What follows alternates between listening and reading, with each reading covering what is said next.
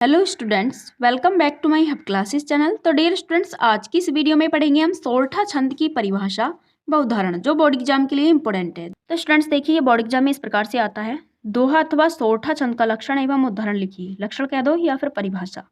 दोहा अथवा सोरठा, यदि आपको दोहा की परिभाषा याद है तो आप दोहा लिख सकते हैं। यदि आपको सोरठा की परिभाषा याद है तो आप सोरठा की लिख सकते हैं। इनमें से केवल एक की लिखनी होती है। तो देखिए, 1 नंबर आपको लक्षण या परिभाषा लिखने पे मिलेगा और 1 नंबर आपको उदाहरण पे मिलेगा। तो देखिए, इस प्रकार से 1 नंबर लक्षण का और 1 नंबर उदाहरण का, इस प्रकार से आपके 2 नंबर यहाँ से तैयार होने वाले हैं। तो डियर स्टूडेंट्स, सबसे पहले ब्लैक पेन से हेडिंग डालेंगे परिभाषा।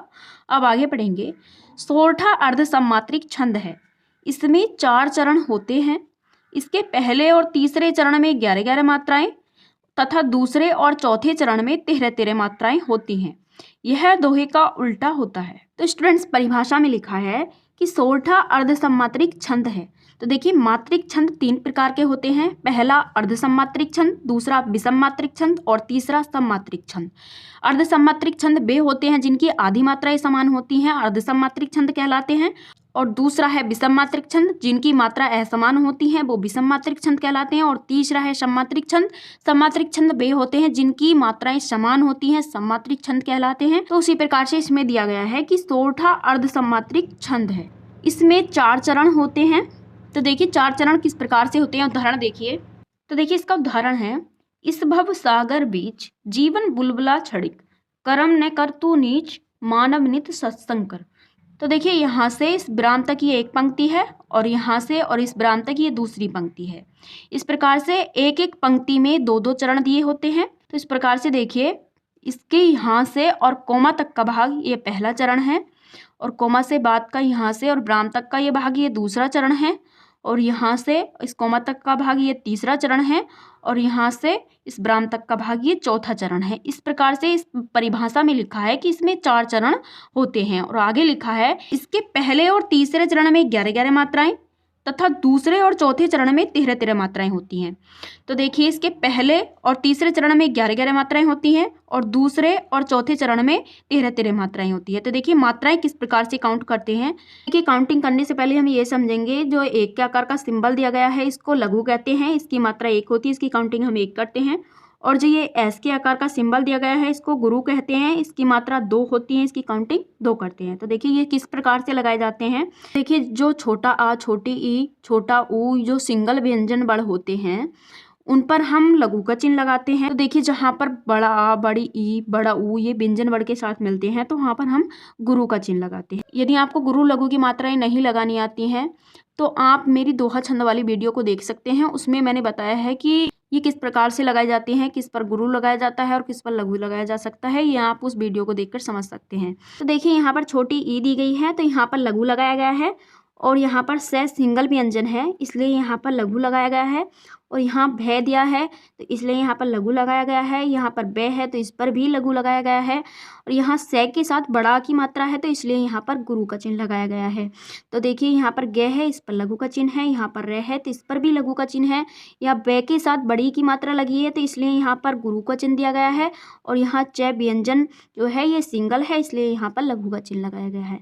उसी प्रकार से सारी चरणों में मात्राएं लगा दी गई हैं। तो देखिए, यहाँ कै सिंगल व्यंजन है और यहाँ पर गुरु का चिन्ह क्यों लगा है। देखिए, यहाँ पर ये संयुक्त बड़ है, ये संयुक्त बड़ है। संयुक्त बड़ के अगले वाले व्यंजन पर हम गुरु की मात्रा लगाते हैं, और जो ये मैं है इसके लिए यहाँ पर लघु लगा है। इस प्रकार से सब में मात्रा लगा दी गई हैं।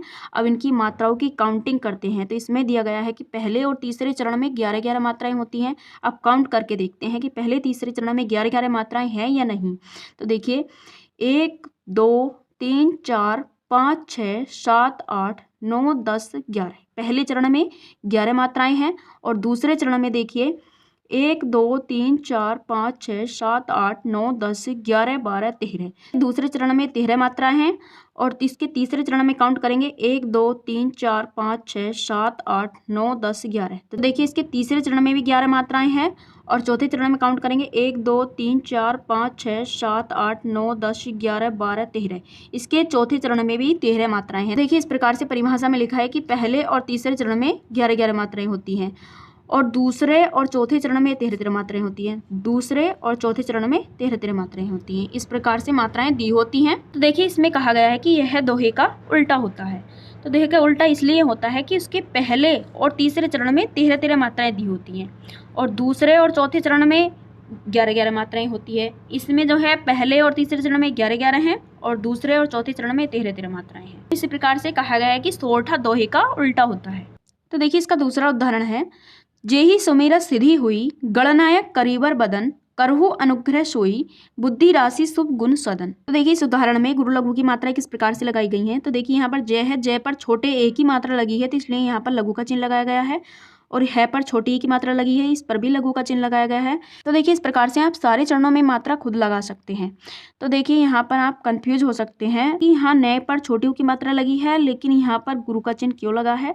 तो देखिए ये गे में को रे लगा है, ये एक संयुक्त बड़ है, संयुक्त बड़ के अगले वाले बड़ पर गुरु का चिन्ह लगाया जाता है। तो उसी प्रकार से यहाँ पर गुरु का चिन्ह लगा है।